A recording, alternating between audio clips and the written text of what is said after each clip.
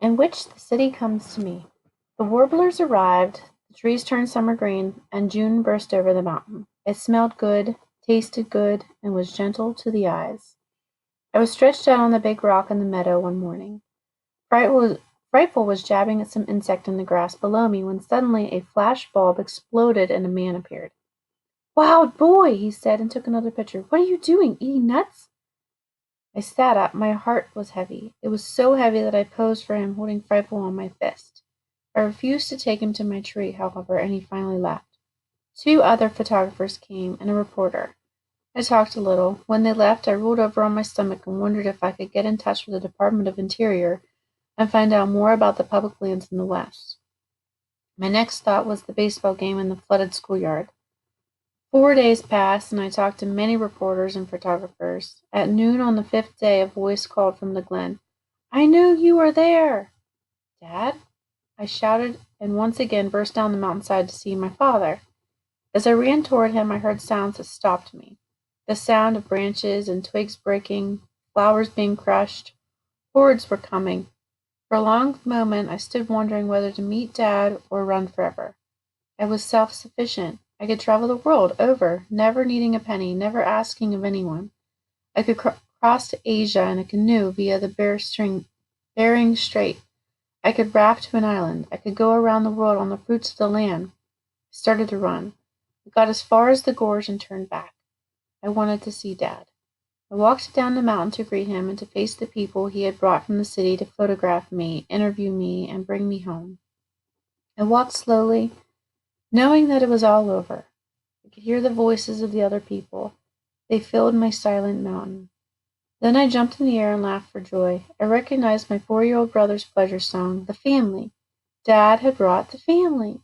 Every one of them. I ran, twisting and turning through the trees like a Cooper's hawk, and occasionally riding a free 50 feet downhill on an aspen sapling. "Dad! Mom!" I shouted as I came upon them along the stream bed, carefully picking their way through the raspberry bushes.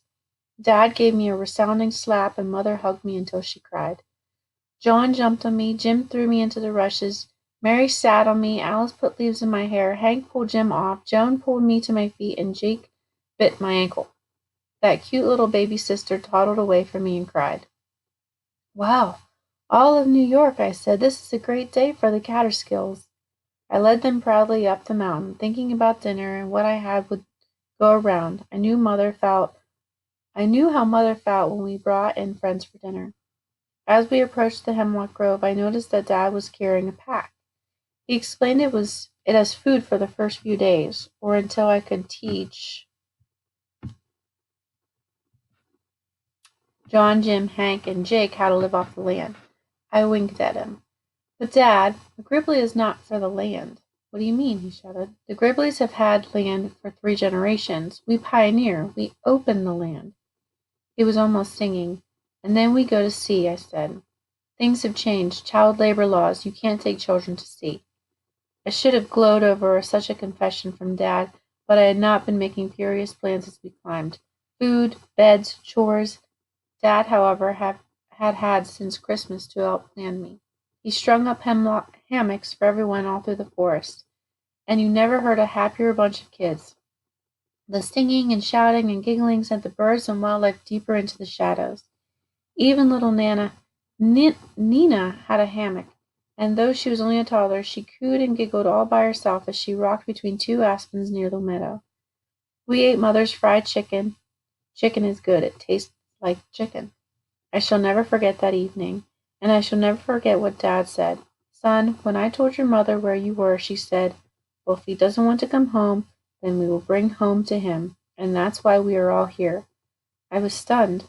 I was beginning to realize that this was not an overnight camping trip, but a permanent arrangement. Mother saw my expression and said, "When you are of age, you can go wherever you please. Until then, I still have to take care of you, according to all the law I can find." She put her arm around me, and we rocked ever so slightly.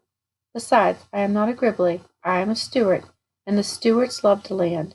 She looked at the mountain and the meadow and the gorge. I felt her feet squeeze into the earth and take root. The next day I took John, Jim, and Hank out into the mountain meadows with Frightful to see if we could not round up enough food to feed this city of people. We did pretty well. When we came back, there was Dad with 4 2x4s erected at the edge of my meadow and a pile of wood that would have covered a barn. Gosh, Dad, I cried, what on earth are you doing? We are going to have a house, he said. I was stunned and hurt. A house? You'll spoil everything, I protested. Can't we all live in trees and hammocks? No. Your mother said that she was going to give you a decent home, and in her way of looking at it, that means a roof and doors. She got awfully mad at those newspaper stories inferring that she had not done her duty. But she did. I was almost at the point of tears. She's a swell mother. What other boy has a mother who would let him do what I did? I know, but a woman lives among her neighbors. Your mother took all those editorials personally, as if they were Mr. Brackett and Mrs. O'Brien speaking. The nation became her neighbors, and no one, not even, he hesitated, a catbird meowed, not even that catbird is going to think she neglected you. I was about to protest in a loud, strong voice when Mother's arm slipped around my shoulder. That's how it is until you are 18, Sam, she said, and that ended it. The end.